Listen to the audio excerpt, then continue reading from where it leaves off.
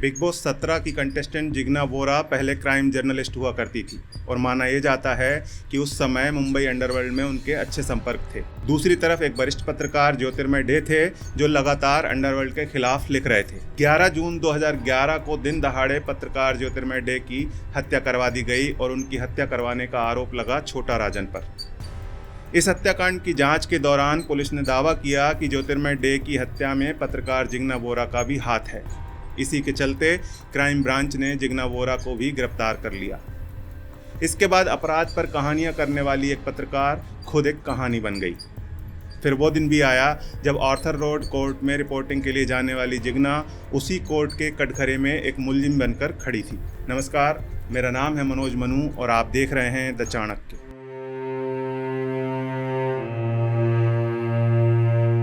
ज्योतिर्मय day, जिन्हें जे day के नाम से जाना जाता था, वे एक अंग्रेजी अखबार मिड डे में वरिष्ठ अपराध संवाददाता थे। जे डे मुंबई अंडरवर्ल्ड से जुड़ी खबरों के लिए मशहूर थे और उन्होंने इस पर 2 किताबें भी लिखी थी। पहली zero dial the dangerous world of informers और दूसरी Khallas an A to Z guide to underworld. 11 जून 2011 की दोपहर करीब 3 बजे थे। जे डे अपनी मां से मिलकर लौट रहे थे जब उनकी मोटरसाइकिल मुंबई के पवई इलाके में हीरन नंदानी कॉम्प्लेक्स के पास पहुंची। तभी 2 मोटरसाइकिलों पर सवार होकर आए 4 लोगों ने उन पर ताबड़तोड़ गोलियां बरसा दी। उन्हें बिल्कुल करीब से 5 गोलियां मारी गई थी, जिनमें से 4 उनके सीने में बाईं तरफ लगी थी और एक उनके कंधे पर।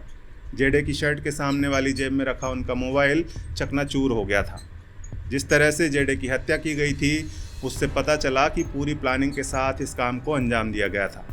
हमलावर पहले से जानते थे कि उन्हें जेडे पर कब और कैसे हमला करना है और घटना के बाद कैसे वहां से फरार होना है। शुरुआती जांच में पुलिस को शक था कि जेडे की हत्या की मुख्य वजह उनकी पत्रकारिता हो सकती है। इस मामले में पुलिस ने 4 शूटरों समेत कुल मिलाकर 9 आरोपी गिरफ्तार कर लिए, जिनसे पता चला कि जेडे की हत्या छोटा राजन ने करवाई थी और इस काम के लिए 5 लाख रुपए दिए गए थे।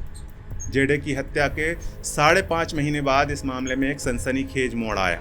25 नवंबर 2011 को सुबह 11:30 बजे मुंबई क्राइम ब्रांच के कुछ अधिकारी घाट कोपर में जिग्ना बोरा के घर पहुंचे और मकोका के तहत उन्हें गिरफ्तार कर लिया। जिग्ना बोरा पर आरोप था कि उन्होंने प्रोफेशनल रंजिश के चलते छोटा राजन को जेडे की हत्या करने के लिए उकसाया था और जेडे की तस्वीर, उनका पता और मोटरसाइकिल का नंबर भी राजन को दिया था। जिग्ना बोरा अपने पति से अलग होने के बाद साल 2002 में बेटे को अपने साथ लेकर गुजरात के भरूच से मुंबई अपने दादा दादी के घर आ गई थी। जिग्ना ने कानून की पढ़ाई की थी। मुंबई आकर उन्होंने एक क्राइम रिपोर्टर के तौर पर अपने करियर की शुरुआत की। जिस समय उन्हें गिरफ्तार किया गया था, उस समय जिग्ना अंग्रेजी अखबार द एशियन एज में डिप्टी ब्यूरो प्रमुख थी। क्राइम ब्रांच की जांच के बाद जो कहानी सामने आई वो ये थी कि छोटा राजन के कहने पर जेडे की हत्या की गई थी। जोसेफ पाल्सन नाम के आरोपी ने छोटा राजन से बात करने के लिए एक सिम कार्ड लेकर शूटर सतीश कालिया को दिया था।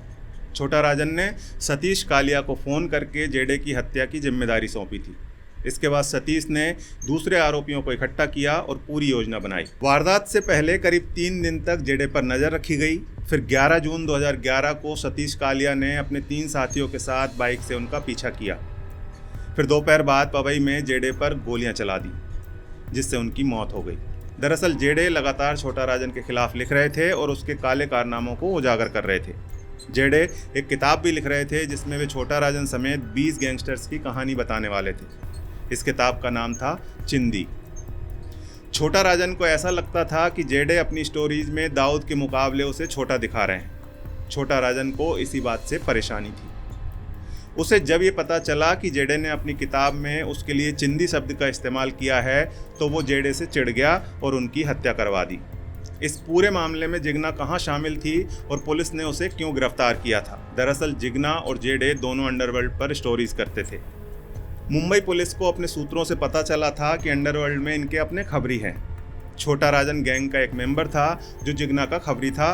उससे जेडे अपनी किताब के लिए मिल रहे थे, जो जिग्ना को पसंद नहीं आ रहा था। जिग्ना की पिछले 3 महीनों से छोटा राजन से बात हो रही थी। उसने जेडे की हत्या से 2 हफ्ते पहले ही 26 मई को छोटा राजन का टेलीफोनिक इंटरव्यू भी लिया था। जब पुलिस ने जिग्ना से छोटा राजन के बारे में पूछताछ की तो उसके बयान बार बार बदल रहे थे। इसके अलावा जेडे ने 2 स्टोरीज की थी, एक 31 मई और दूसरी 2 जून को। ये भी कहा गया कि जिग्ना ने ये दोनों स्टोरी छोटा राजन को ईमेल पर भेजी और उसे जेडे के खिलाफ भड़काया। जिग्ना ने जेडे की हत्या से पहले अपने ऑफिस से छुट्टी ली थी और अगले 10 दिन तक वो छुट्टी पर ही थी।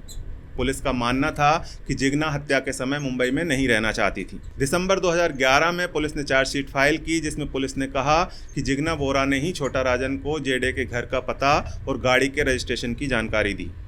जुलाई 2012 में जिग्ना को इस आधार पर जमानत मिल गई कि उन्हें बेटे की देखभाल करनी है।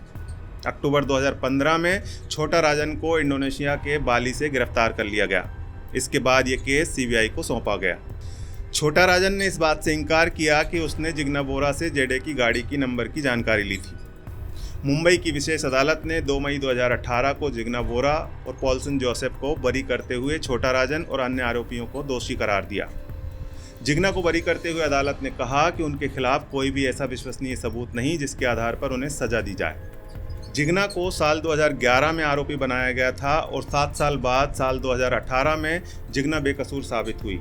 अब सवाल ये है कि इन 7 सालों में उन्होंने जो खोया उसकी भरपाई कौन करेगा। धन्यवाद।